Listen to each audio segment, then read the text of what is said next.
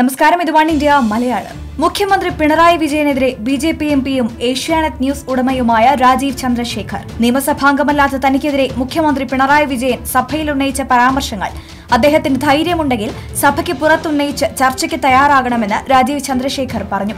കഴിഞ്ഞ ദിവസം മന്ത്രി ജി സുധാകരൻ കിഫ്ബിക്കെതിരെ പ്രതികരിച്ചുവെന്ന വിഷയം സഭയിൽ ചർച്ചയായപ്പോഴായിരുന്നു മുഖ്യമന്ത്രി രാജീവ് ചന്ദ്രശേഖരനെതിരെ തിരിഞ്ഞത്.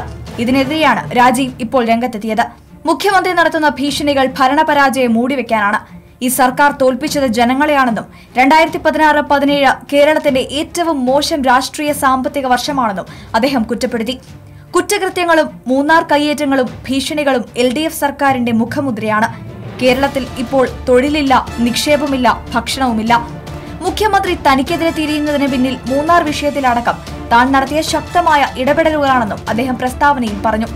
ഏഷ്യാനെറ്റ് ന്യൂസിന്റെ CD പരിശോധിച്ചാൽ സുധാകരൻ കിഫ്ബിക്കെതിരെ ആഞ്ഞടിച്ചത് മനസ്സിലാകുമെന്ന് പ്രതിപക്ഷ നേതാവ് രമേശ് ചെന്നിത്തല പറഞ്ഞപ്പോഴാണ് പിണറായി വിജയൻ രാജീവ് ചന്ദ്രശേഖരനെതിരെ വിമർശനം അഴിച്ചുവിട്ടത്. ഏഷ്യാനെറ്റ് ന്യൂസ് രാജീവ് ചന്ദ്രശേഖരന്റെ നിയന്ത്രണത്തിലാണെന്നും തന്റെ വ്യക്തിപരമായ അനുഭവത്തിന്റെ അടിസ്ഥാനത്തിലാണ് വിമർശനം ഉന്നയിക്കുന്നതെന്നും പിണറായി പറഞ്ഞിരുന്നു. BJP MLA O രാജഗോപാലിന്റെ ഓഫീസ് ആക്രമണവുമായി ബന്ധപ്പെട്ട് രാജീവ് ഇടപെട്ടു. മുഖ്യമന്ത്രി എന്ന നിലയിൽ മാത്രമല്ല, വ്യക്തിപരമായും തന്നെ അധിക്ഷേപിച്ചു. ഏഷ്യാനെറ്റ് ന്യൂസ് മാധ്യമധർമ്മം പോലും മറന്നുപോയ ചാനലാണെന്നും പിണറായി സഭയിൽ പറഞ്ഞിരുന്നു. വാർത്തയോട് നിങ്ങൾക്കും പ്രതികരിക്കാം ഒരു കമന്റിലൂടെ. For latest news, like it, share it and subscribe to one India Malayalam.